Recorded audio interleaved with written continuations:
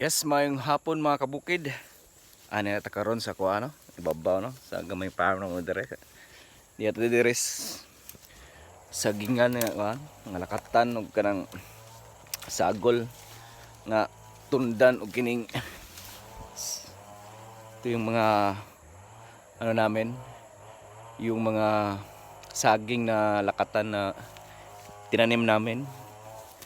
Dito tayo. Ito yung mga luya namin no. Luya din namin na tinanim. Ayan, tumutubo na oh. Mga luya namin. Tanim kami ng luya dito. Kasi para hindi na kami bibili ng luya. Ito yung mga lakatan, may bunga na. Kayo yung iba hindi pa. Kaya kailangan linisan kasi parumi na. Kailangan to ng linis. Kaya gagamitin natin ngayon is itong grass cutter no, mower.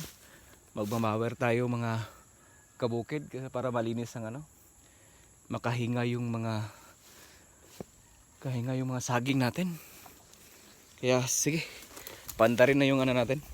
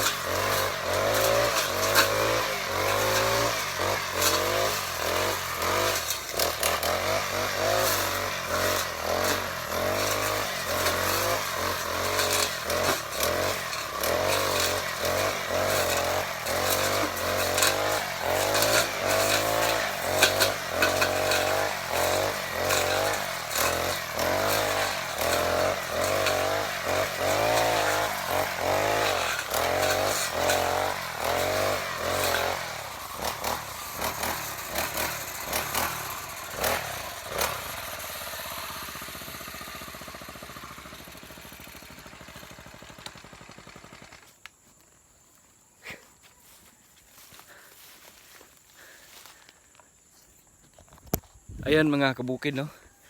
Dapat kung may plano kayong mag-farm, yung medyo kailangan talaga ng maintenance yung farm nyo, bumili kayo ng grass cutter. Tapos yung gamitin, yung mostly ginagamit ngayon kasi, yung nylon na ano. Pero sa akin ginagamit, blade. Ayan po. Blade ang gamit natin kasi mas madali. Mas madali kasi kaya nang pumutol na ganito kalaki na ano, na kahoy. Itong blade na to, itong kahoy na to, kaya niya putulin. Kaya maski may malalaki na yung matataas na yung damo namin, kayang-kaya pa rin kasi blade ang gamit ko. Yun ang ginagamit namin dito sa Ginisok Farm. Marami-rami pa yan, oh. Linisin ko hanggang sa taas yan. Ito, nung pisahan ko na tong linisin, iuna ko yan pataas. Yan mga kabukid, paakyat yan. Yan, kaya kailangan talaga ng maintenance. At hindi kakayanin to ng isang linggo lang na grass cutter. Malaki-laki kasi to, papunta to doon. Yan yung mga ano. Kaya wala na ibang gagawin, kaya linis, maintenance dito sa bukid. Kaya kailangan talaga ng sipag. Kaya yung namunga na yung saging, no. Ayan na yung saging namin. Yung na ilang buwan na to, ay, bumunga na siya. Lakatan na tayo. Yun. Ito yung ano, nag-umpisa na bumunga yung lakatan namin. Yung unang batch. Ayun, malaki na yung ano, luya, oh. Kaya tinadtad pala itong luya. Ito yung tanim din nila. Tinanim nila yung ano, yung lakatan na bumunga na. Bumunga na yung lakatan. Sunod-sunod na to pag bumunga. Kaya hopefully in God's will, no? Sa biyaya ng Diyos, makaka-harvest tayo ng lakatan. Sa yung kamuting kahoy, tinanim nila dito. Sila mama nagtanim dito, kamuting kahoy. Hindi pa, daming linisin ito. Kasi namumunga na yung mga saging. Dapat talaga yung maintenance ng ano, malinis. Kaya